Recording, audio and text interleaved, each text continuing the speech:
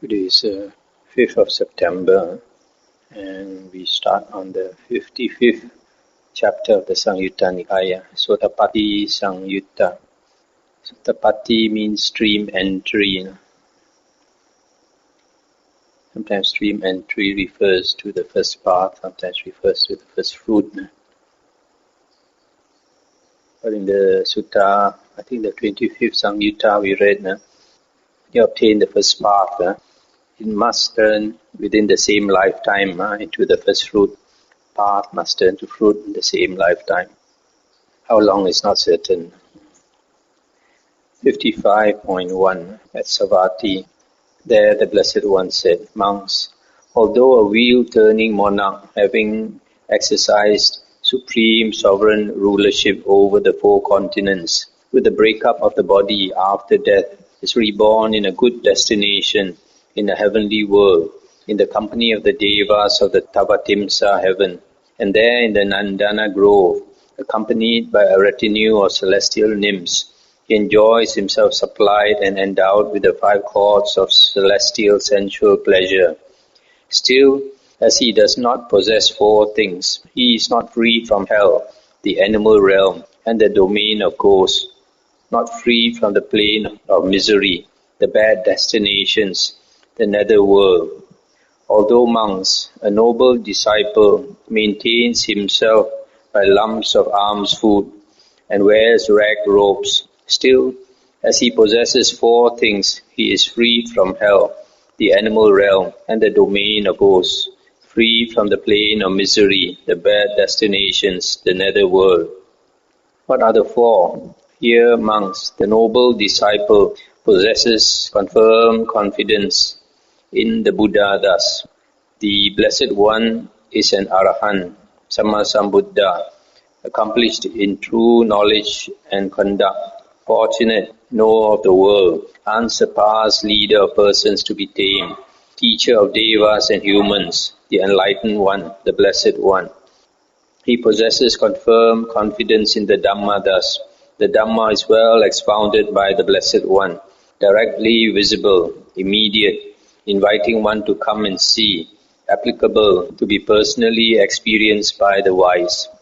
He possesses confirmed confidence in the Sangha thus.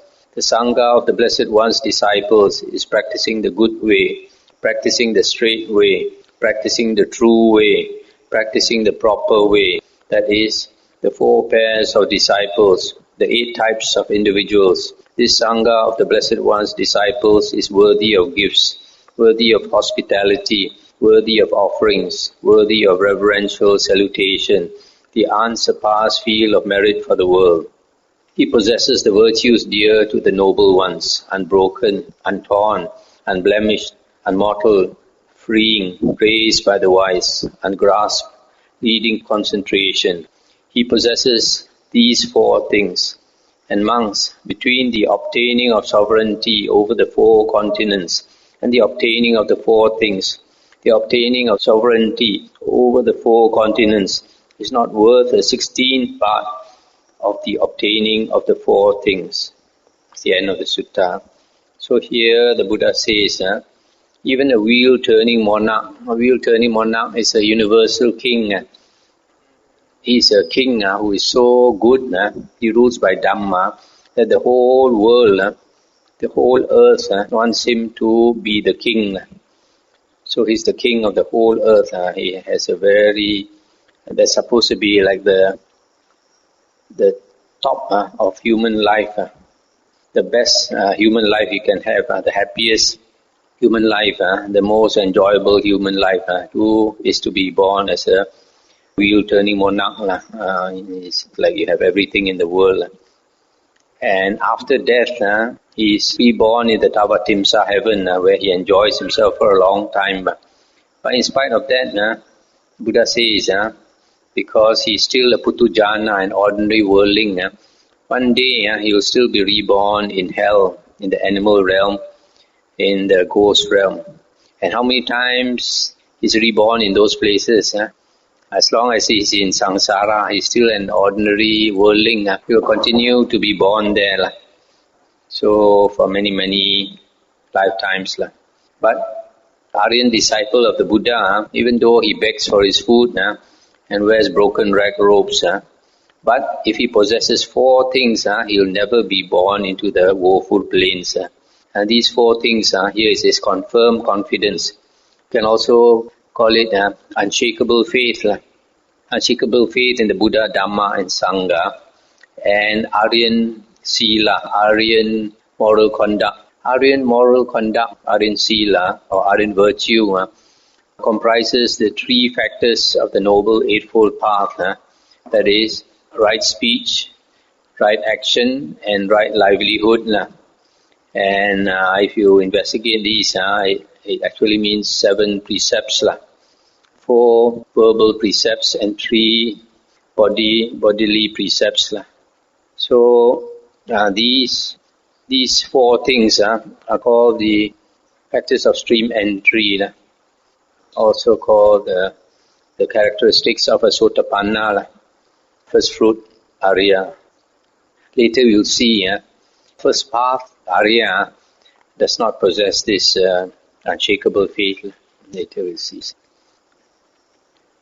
So at the end, the Buddha says, even if you become universal monarch, rule over the whole earth, it is nothing compared to attaining the 4 factors of stream entry or stream winning.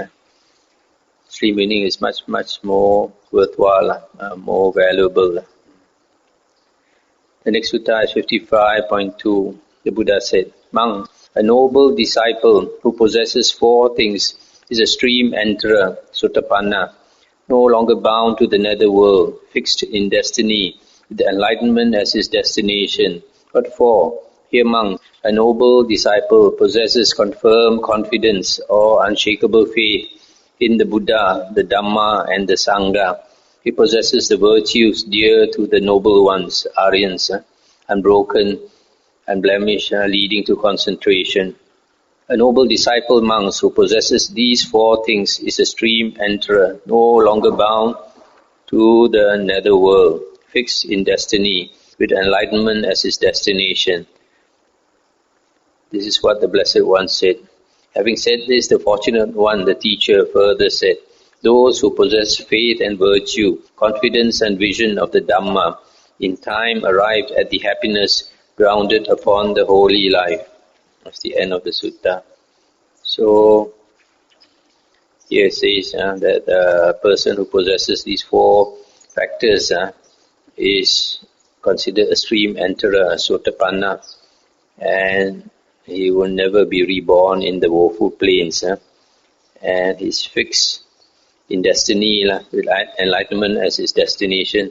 Somewhere else it is said that he has a maximum of 7 more rebirths. 55.3. On one occasion, the Blessed One was dwelling at Rajagaha in the bamboo grove, the squirrel sanctuary. On that occasion, the lay follower Digavu was sick, afflicted, gravely ill. Then the lay follower Digavu addressed his father, the householder Jotika thus, Come, householder, approach the Blessed One, pay homage to him in my name, with your head at his feet, and say to him, Venerable Sir, the lay follower Digavu is sick, afflicted, gravely ill. He pays homage to the Blessed One, with his head at the Blessed One's feet. Then say, it would be good, Venerable Sir, if the Blessed One would come to the residence of the lay follower Digavu out of compassion. Yes, dear, the householder Jotika replied. And he approached the Blessed One and paid homage to him, sat down to one side and delivered his message. The Blessed One consented by silence. Then the Blessed One dressed, and taking bowl and robe, went to the residence of the lay follower Digavu. He then sat down in the appointed seat and said to the lay follower Digavu, I hope you are bearing up, Digavu. I hope you are getting better. I hope your painful feelings are subsiding and not increasing, and that their subsiding, not their increase, is to be discerned. And he said, Venerable Sir, I am not bearing up. I am not getting better. Strong, painful feelings are increasing in me, not subsiding, and their increase, not their subsiding, is to be discerned or seen. And the Buddha said, Therefore, Digavu, you should train yourself thus.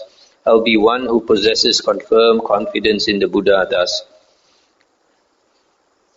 I'll be one who possesses confirmed confidence in the Dhamma, confirmed confidence in the Sangha. I'll be one who possesses the virtues dear to the noble ones, unbroken, unblemished, leading to concentration.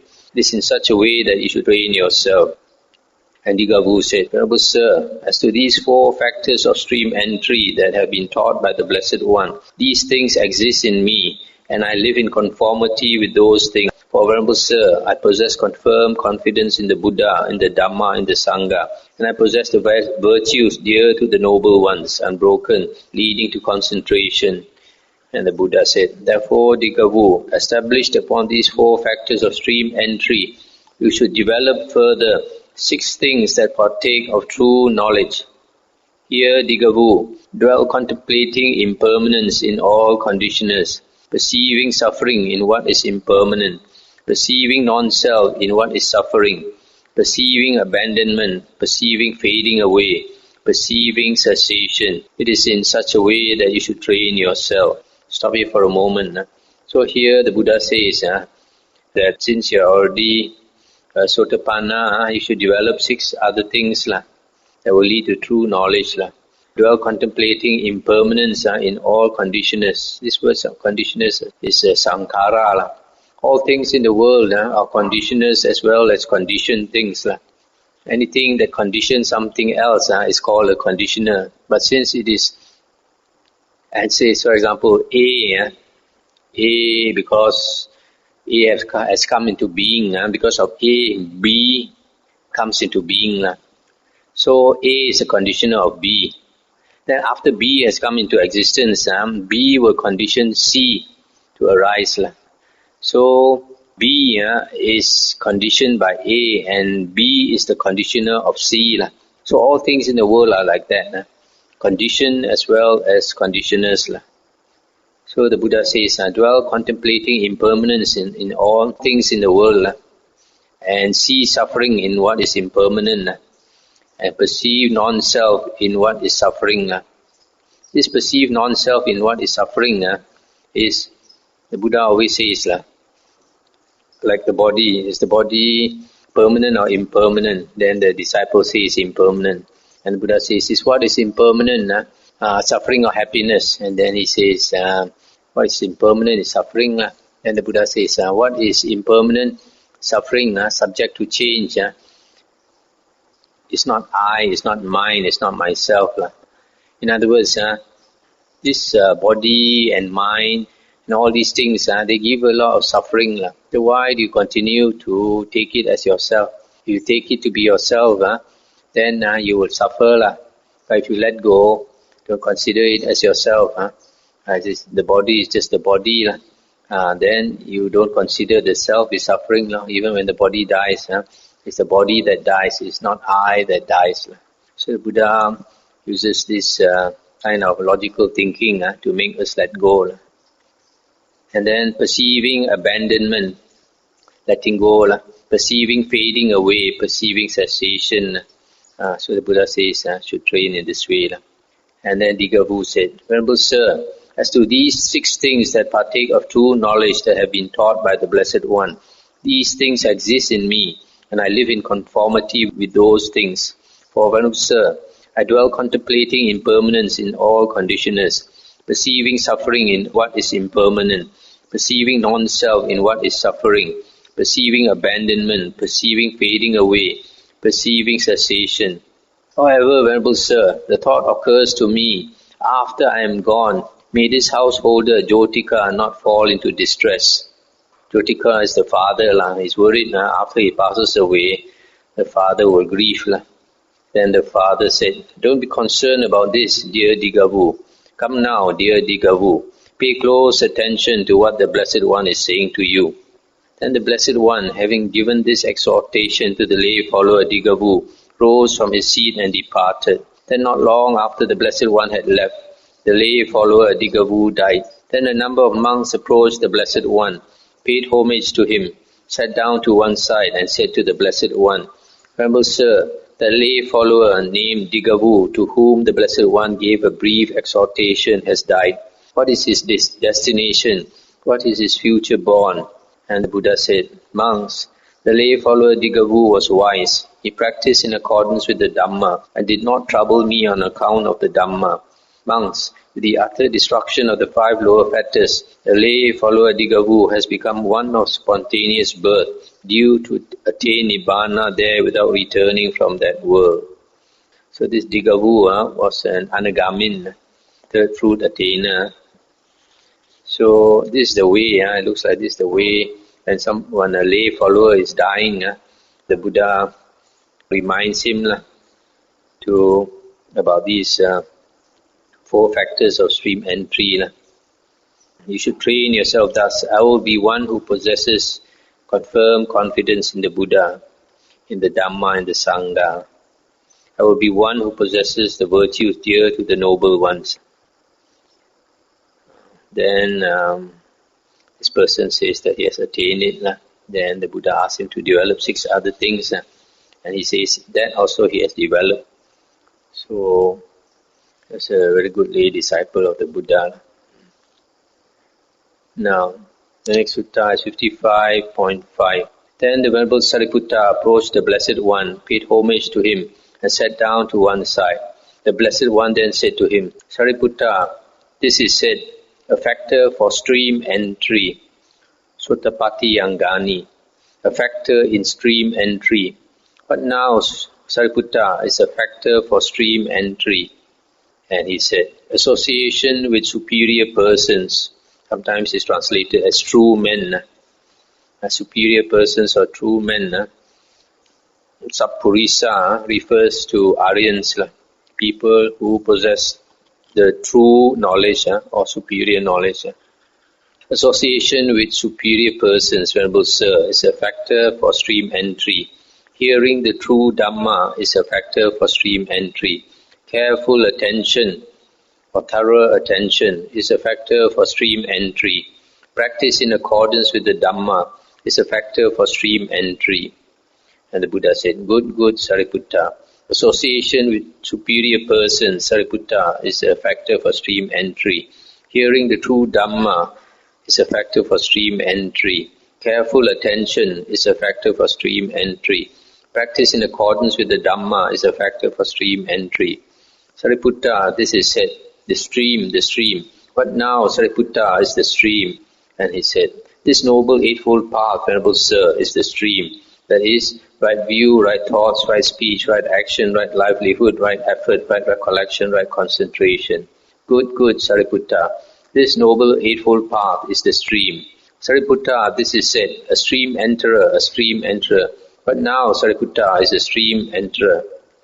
And he said, one who possesses this noble eightfold path, Venerable Sir, is called a stream enterer.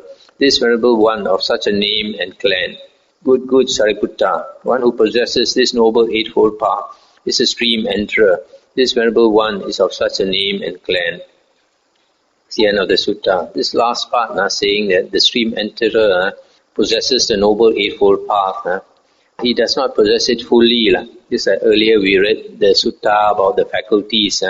If a person cultivates the 5 faculties completely, develops the 5 faculties completely, perfectly, he becomes an arahant. But if he develops less than that, not fully, he may become an anagamin, and less than that, a sakadagamin, and less than that, a sotapanna. So in the same way, if we perfect the Noble Eightfold Path, we become an arahant. But for this stream enterer, he only develops the Noble Eightfold Path to a certain extent, possesses a little of each of the 8 factors. So he becomes a stream enterer, first sotapanna, first path attainer. These factors, these 4 factors, are called factors for stream entry. It is different from the other 4 called the factors of stream entry. The factors of stream entry are the characteristics of a stream enterer, a sotapanna. This one is the factors that will lead you to stream entry. That's why it's called a factor for stream entry. The first one, it says here, it says association with superior persons. That means going to see Aryans, going to see noble ones, associate with them and learn the Dhamma from them. That's the first condition. So, if you want to become Arya, you have to associate with Aryans. If you don't associate with Aryans, you can never learn the Aryan Dhamma. That's the first condition. The second one is to hear the true Dhamma. The true Dhamma are these, what we are studying now, the earliest discourses of the Buddha found in the early Nikayas. This is the true Dhamma. So you have to either hear the true Dhamma or read. Now we have the books available. We read the true Dhamma in the Nikayas. Third one is, when you are studying the true Dhamma, you have to pay careful attention, proper attention, thorough attention. That is the third condition. Fourth one is practice in accordance with the Dhamma. Having learned the Dhamma, we should put into practice basic things like Sila. Sila is one of the foundations of the holy path. Another one is right view. When we learn the Dhamma and we understand the Dhamma, we obtain right view, and so we become an Arya. So these four conditions are very important. So if you want to become an Arya, you have to always remember these four conditions. The next sutta is 55.6 at Savatthi. On that occasion, a number of monks were making a robe for the Blessed One, thinking, after the 3 months, with his robe completed, the Blessed One will set out on tour. Stop here for a moment. These 3 months refers to the Vasa, like what we are having now, the Vasa retreat. In India, the Vasa is the rain season, and in India there are 3 seasons in a year. The rain season followed by the winter season and followed by the summer season. So each one of these seasons is 4 months, not 3 months, 4 months. So during the rains, 4 months, the monks will go into retreat for 3 months. And after 3 months of retreat, the last month, they will use that 1 month to make the robe. Sometimes it's called the Katina robe. Why is it called the Katina robe? The Katina actually is a frame, a wooden frame, where the monks, during the Buddha's time, cloth was hard to come by. So they will go and pick up the cloth from the cemetery, from the roadside and all that. So these pieces of cloth, they will put on a wooden frame, and sew them together. That's why the monk's robe is like a patchwork like that. So that is a Katina robe. So once the robe is done, then the monks can go off. So here they plan to make the robe for the Buddha, and after the Buddha's robe is completed, the Buddha will set out on tour. He will go walk here and walk there to teach the Dhamma. Now on that occasion, the chamberlains Isiddhartha and Purana were residing at Saduka on some business. They heard a number of monks, it is said, are making a robe for the Blessed One, thinking that after the 3 months with his robe completed, the Blessed One will set out on tour. These 2 chamberlains, they look after the king's wives. I guess they look after the king's wife's residence, the chamber. Then the chamberlains Isiddhartha and Purana posted a man on the road, telling him, "Good man, when you see the Blessed One coming, the Arahant Sammasambuddha, then you should inform us." After standing for 2 or 3 days, that man saw the Blessed One coming in the distance. Having seen him, the man approached the chamberlains Isiddhartha and Purana and told them, "Sirs, this Blessed One is coming, Arahant Sammasambuddha. You may come at your own convenience." Then the chamberlains Isiddhartha and Purana approached the Blessed One, paid homage to him, and followed closely behind him. Then the Blessed One left the road, went to the foot of a tree, and sat down on a seat that was prepared for him. The chamberlains Isiddhartha and Purana paid homage to the Blessed One, sat down to one side, and said to him, "Venerable Sir, when we hear that the Blessed One will set out from Savatthi on tour among the Kosalans, on that occasion there arises in us distress and displeasure at the thought. The Blessed One will be far away from us. Then when we hear that the Blessed One has set out from Savatthi on tour among the Kosalans, on that occasion there arises in us distress and displeasure at the thought. The Blessed One is far away from us. Further, Venerable Sir, when we hear that the Blessed One will set out from among the Kosalans on tour in the Malan country, then they feel distress and displeasure. Or that he has set out from among the Kosalans on tour in the Malan country, that he will set out from among the Malans on tour in the Vajjan country, that he has set out from among the Malans on tour in the Vajjan country, that he will set out from among the Vajjans on tour in the Kasian country, that he has set out from among the Vajjans on tour in the Kasian country, that he will set out from among the Kasians on tour in Magadha. On that occasion there arises in us distress and displeasure at the thought, the Blessed One will be far away from us. Then when we hear that the Blessed One has set out from among the Kasians on tour in Magadha, on that occasion there arises in us great distress and displeasure at the thought, the Blessed One is far away from us. Stop here for a moment. So here they are saying, each time the Buddha plans to go away from Savatthi, they feel distress and grief, thinking the Buddha is going away from them. And then when the Buddha has left, again they feel distress and displeasure, thinking the Buddha is far away from them. So here they describe the various places where the Buddha keeps going away and away from them. And each time they have news of the Buddha going further away from them, they feel unhappy. But, Venerable Sir, when we hear that the Blessed One will set out from among the Magadhans on tour in the Kasian country, on that occasion there arises in us elation and joy at the thought, the Blessed One will be near to us. Then when we hear that the Blessed One has set out from among the Magadhans on tour in the Kasian country, on that occasion there arises in us elation and joy at the thought, the Blessed One is near to us. Further, Venerable Sir, when we hear that the Blessed One will set out from among the Kasians on tour in the Vajjan country, that he has set out from among the Kasians on tour in the Vajjan country, that he will set out from among the Vajjans on tour in the Malan country, that he has set out from among the Vajjans on tour in the Malan country, that he will set out from among the Malans on tour in Kosala. So when the Buddha starts coming nearer to them, they are very joyful, thinking the Buddha is coming nearer and nearer to them. Then the Buddha said, therefore, Chamberlains, the household life is confinement, a path of dust. The going forth is like the open air. It is enough for you, Chamberlains, to be diligent. And then they said, Venerable Sir, we are subject to another confinement, even more confining, and considered more confining than the former one. And the Buddha said, but what, Chamberlains, is that other confinement to which you are subject, which is even more confining and considered more confining than the former one? And they said, here, Venerable Sir, when King Pasenadi of Kosala wants to make an excursion to his pleasure garden, after we have prepared his riding elephants, we have to place the king's dear and beloved wives on their seats, one in front and one behind.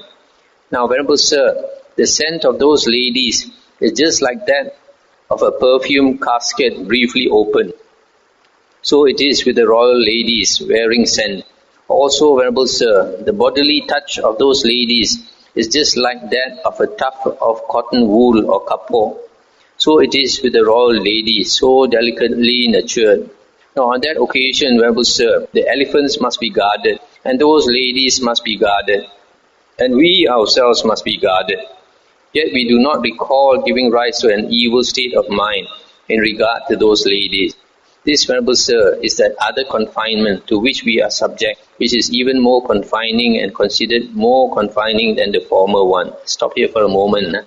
So here the Buddha says to them that the lay life is confinement, path of dust, is very cramped like that. Going forth, becoming a monk, is like the open air. Then they said, oh, we have another confinement, even worse than that. And then they said, whenever the king wants to go and make a trip to the pleasure garden, they have to prepare the riding elephants Then they have to place the king's wives on the seats on the elephant. And the king's wives are so beautiful and perfumed and so delicate and all that. Then they say they have to guard the elephant, they have to guard the king's wives, and they have to guard themselves. Probably of the three, guarding themselves is the most difficult. So it says that is really a problem for them. Each time the king's wives want to go makan angin, they have to do this work.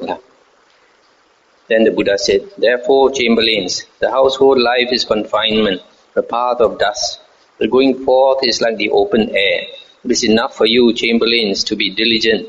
The noble disciple, chamberlains, who possesses 4 things, is a stream enterer, no longer bound to the netherworld, fixed in destiny, with the enlightenment as his destination. What for? Here, chamberlains, a noble disciple possesses confirmed confidence in the Buddha thus. The Blessed One is a teacher of devas and humans, enlightened Blessed One. He possesses confirmed confidence in the Dhamma. He possesses confirmed confidence in the Sangha. He dwells at home with a mind devoid of the stain of stinginess, freely generous, open-handed, delighting in relinquishment, one devoted to charity, delighting in giving and sharing. A noble disciple who possesses these 4 things is a stream enterer, no longer bound to the netherworld, fixed in destiny, with enlightenment as his destination. Chamberlains, you possess confirmed confidence in the Buddha, in the Dhamma, in the Sangha. Moreover, whatever there is in your family that is suitable for giving, all that you share unreservedly among those who are virtuous and of good character.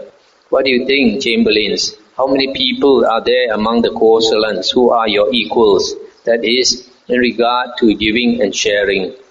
And they said, it is a gain for us, Venerable Sir. It is well gained by us, Venerable Sir, that the Blessed One understands us so well. That's the end of the sutta. So you see these 2 chamberlains, the king's chamberlains, they are very devoted disciples of the Buddha. That's why every time the Buddha goes away from where they are, that is in Savatthi, they are distressed to hear the Buddha is going away from them. Every time the Buddha is on the way back, they are so happy. So the Buddha says they are already Sotapanna. But you look at this 4 factors of stream entry, slightly different from the previous one. The last condition is not Aryan Sila, but generosity. So, person who is very generous, likes to help others, he will naturally have good sila. Just like now, the famous person in the world is our Bill Gates. He's very generous with his money. 95% of his money he's going to give away. Such a person, he has natural sila. He wants to help others. Does not harm others. So here, this generosity is an important factor. There are some people who practice meditation and they think they practice insight meditation. They are only concerned about wisdom, insight. They think that dana, charity is not important. If they don't practice charity, you see from here, they cannot be a Sotapanna. If you are a selfish person, how can he be a Sotapanna?